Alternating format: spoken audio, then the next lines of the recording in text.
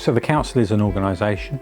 It's run by a group of officers, but the council is made up of individuals, just people, and anybody should be able to fulfil that role. It's open to anyone, and it doesn't matter if you're a member of a political party or if you just want to represent your community. It's open for anybody to take that role up. So we only become councillors if there's enough faith and trust and hope in the voters, i.e. the residents, in you. That's how you become a councillor. We're quite a large body and we are made up of, different political parties. So it's about, well, how do I work? How do any of us work with our colleagues across the various groups? And it is cross-party because we're all here together to want to do the right thing and make a difference.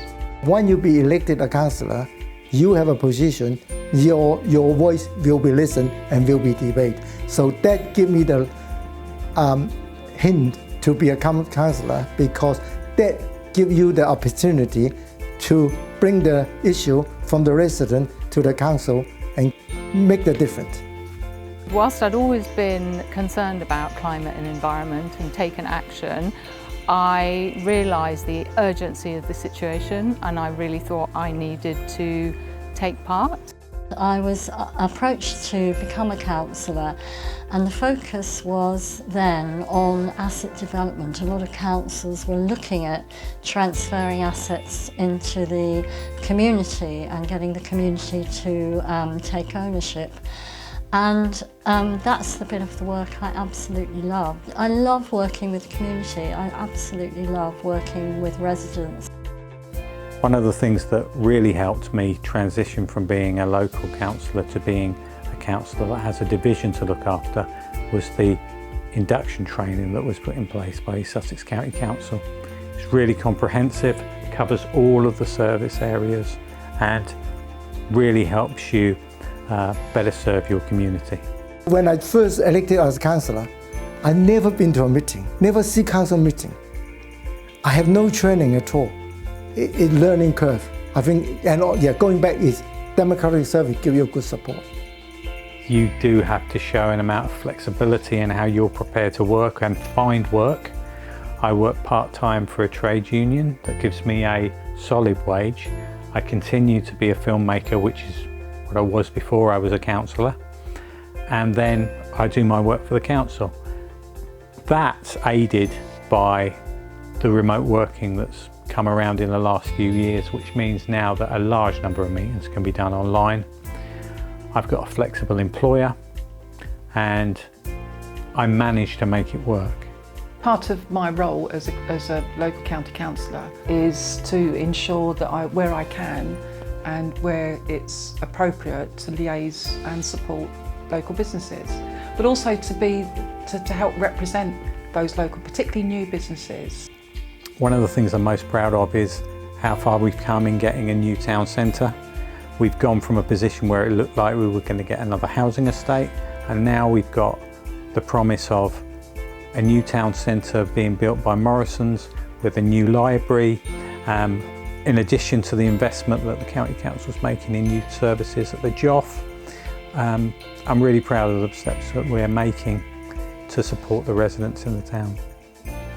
Well, the thing I like most is engaging with the residents, and when I manage to actually solve a problem or get something done, it could be a pothole that gets filled or a whole stretch of road that's been resurfaced, or supporting someone who's looking for a school for their child.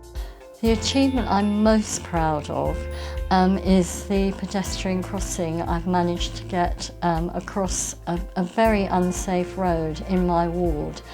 And I think that's a really good illustration of how you cannot do this work on your own. You absolutely need the support and help of residents. I find often that, particularly with some of the work that I've done with children's services, parents come having done an enormous amount of work already, and it's just about advocating for them and making sure that their message gets right through to the right place. I was really pleased to be appointed to the People Scrutiny Committee, because it gives me the opportunity to get closer to all the work that the county does around adult social care, children's services, health services, because that's what I believe is so much at the heart of all our communities. I'm also separately very honoured to have been asked to be the County Council representative on the county's fostering panel. So for me, I'm helping families and I'm helping our children who sadly, for whatever circumstances, find themselves without a family unit. And to help play my part in supporting the county delivering that means a heck of a lot to me. I think there are attributes that you could have going into being a councillor. You could be a good public speaker, but I don't think they're all totally required, because the level of support that you're given by the council to be a councillor means that anybody can do it. And that's vitally important, that anybody's given the opportunity to do it, regardless of who they are, what circumstances they come from.